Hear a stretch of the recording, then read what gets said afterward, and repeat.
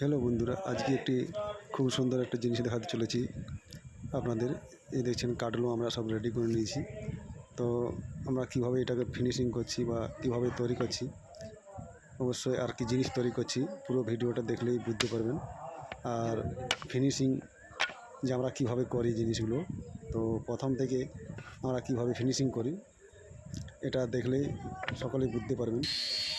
আর এটা কি বানাতে চলেছি আমি, যে কাটলো দেখছেন সাইজটা পাক্কা 7 সুত আছে। এই যে 7 সুত আছে পুরো পাক্কা, প্রতিটা সাইজ কিন্তু খুব সুন্দরভাবে করছি। সাইজটা 7 সুত আর চড় আছে 4 ইঞ্চি।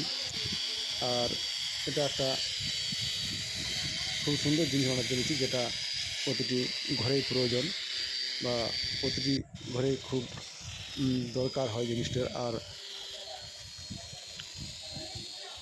এটি রাখতেও সুবিধা আর ব্যবহার করতে সুবিধা, তার জন্য এটা সকলেই ঘরে একটা করে রাখতে পারেন বা খুবই সুন্দর একটা জিনিস। তো এটাকে এইভাবে আমরা কাটার পর রান্না দিয়ে নিচ্ছি। দেওয়ার পর আমরা কিন্তু ভিতর সাইডগুলো প্রথমত ঘষে নেবো, কেননা ফার্নিচারটা ফিটিং হওয়ার পর কিন্তু ভিতর সাইডগুলো ঘষতে অসুবিধা হয়, তার জন্য আগেই আমরা এগুলোকে ঘষে নেব ভিতর সাইডটা।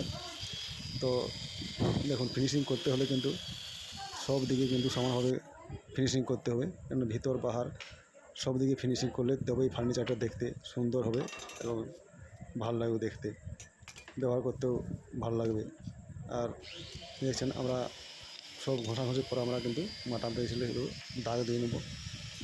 তো এই জিনিসটা কি হচ্ছে আমি বলছি, তার আগে অবশ্যই যারা আমার চ্যানেলটাকে সাবস্ক্রাইব করেন অবশ্যই সাবস্ক্রাইব করে দেবেন। আর যদি ভিডিওটা দেখে আপনাদের ভালো লাগে অবশ্যই এটা লাইক করে যাবেন আর অন্যদের শেয়ার করে দেবেন। এই পুরোটা পাট আমি দেখাচ্ছি, যে দাগ দিয়ে নিজে দেখছেন। তো এটি শেষ পর্যন্ত দেখলে বুঝতে পারবেন যে কী বানাচ্ছি আমি। আর খুব সুন্দর একটা জিনিস, পুরোটা না দেখলে কিন্তু মিস করবেন। তো পুরোটা দেখতে থাকুন আর কীভাবে বানাচ্ছি এটা দেখুন, তাহলে বুঝতে পারবেন কীভাবে বানাচ্ছি জিনিসটা আমি। এই দেখছেন এইটা একটা পার্ট, এটা দেখতে পাচ্ছেন টুল এটা বানিয়েছি। আর এটা এই যে সিঁড়ি ঘরের ভিতরে সিঁড়ি রাখা সম্ভব নয়, তার জন্য ছোট্ট একটা টুলস যেটা সিঁড়ির মতো কাজ করবে। দেখছেন এই যে ধাপ ভিতরে ফিটিং করবো, এটা বাহারে টেনে বের করে দিলে একটা ধাপ হয়ে যাবে। আর ওই ধাপে উঠে সিঁড়িতে মতো কাজ হবে আর কি। উপরে উঠে যে কোনো উপরের জিনিসগুলো পাড়াপাড়ি বা মুছামুছি, ঘরের উপরে ফ্যান মুছা বা উপর থেকে কোনো জিনিস পাড়া তাকের উপর থেকে ইজি হয়। আর একটা বড় সিঁড়ি ব্যবহার করতে খুবই অসুবিধা হয় ঘরের মধ্যে। তো এটি রাখলে কি হবে, যখন আপনার প্রয়োজন হলো ভিতরের অংশটি এভাবে খুলে ব্যবহার করলেন, নিচে নামিয়ে ব্যবহার করলেন, তারপরে ভিতরে রাখিয়ে দিলেন। জাস্ট এটা পুরো দেখতে কেমন লাগলো অবশ্যই জানাবেন। আর জিনিসটি কেমন ভালো লাগলো কি না অবশ্যই একটু কমেন্ট করবেন। তো এই যে এটা দুটো কবজা দিয়ে এখানে ফিটিং করে নেব,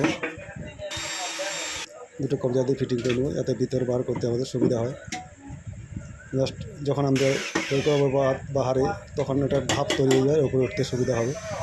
তো আমরা ইজিলি এটা ব্যবহার করতে পারবো আর কি। আর যখন ব্যবহার করবো তখন ভিতরে রেখে দেবো, জাস্ট ইজিলি এটা ব্যবহার করার জন্য আমি চেষ্টা করেছি। তো এটা আমি বিশেষ দেখাবো নেক্সট ভিডিওতে। ততক্ষণ থ্যাংক ইউ।